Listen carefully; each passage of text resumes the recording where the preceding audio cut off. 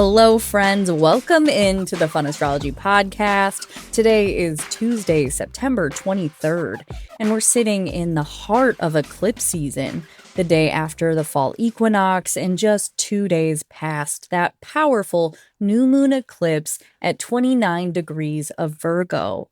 We're in the threshold of energy, moving from one chapter into another with both clarity and confusion swirling in the air.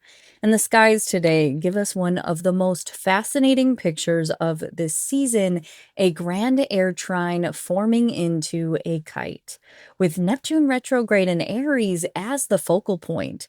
This is a day where we ask illusion or illumination. And more importantly, are we ready to recognize the difference?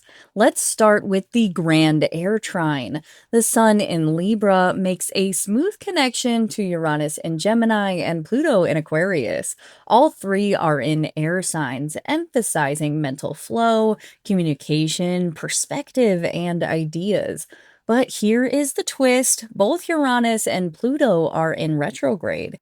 And that means that this can be the kind of shift that works inward. Uranus retrograde in Gemini is stirring up our thought patterns, the way that we communicate, the little habits of mind that keep us boxed in. Pluto retrograde in Aquarius is asking us to dismantle deeper structures. Collective stories, generational narratives, or the frameworks we've unconsciously absorbed from society. And the sun in Libra is the spark in the middle, shining light into all of it. It asks us, where do you need more balance? Where do you need more truth? And how do you want to show up in relationships with others and with yourself?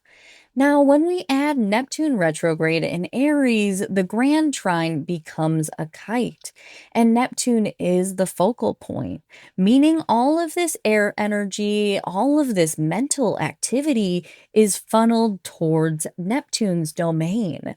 Neptune retrograde doesn't just dissolve illusions in the outside world, it works from the inside out.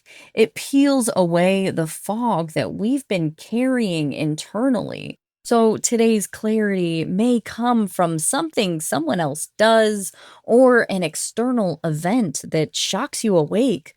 But there is also a chance that it might arrive as a moment of internal reckoning. Maybe a realization about how you've been lying to yourself. Maybe an awareness of where you've been chasing illusion or where you've been unwilling to see things clearly. Meanwhile, the moon spends the full day in Libra, giving us an emotional backdrop of harmony, fairness, and connection. The moon also begins a long void of course at 12:01 p.m. Eastern that will last nearly 17 hours after a square to Jupiter in Cancer. Not the smoothest of aspects. Void of course moons are about reflection, not about starting new actions. A void started with a square to Jupiter can feel frustrating when trying to push things forward, and outcomes don't always stick. What's interesting is while the moon is void, it makes an opposition to Chiron. That means the inner work of today, the realizations, the dissolving of illusion, may bring you face to face with old wounds. And that's not something to fear. When you see the wounds clearly, you tend to it differently. You can soften your relationship with it. So, what does this all add up to today? We're in eclipse season. We're in the wake of yesterday's equinox. We're sitting under a sky where all the outer planets are retrograde. The air trine is flowing inward, and this isn't about quick action, bold moves, or forcing clarity. It's about recalibration. The kite says we are carried when we let go, carried into awareness, carried into honesty, carried into alignment. What clears away inside of you today will naturally ripple outward when the time is right.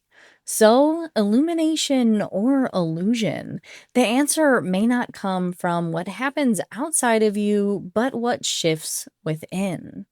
That's today's astrology. Thomas and I will be back with you together on the podcast tomorrow, and I will be back with you on Thursday. If you're looking for more eclipse clarity, check out our webinar at hightimelineliving.com. Until then, much love. Talk soon.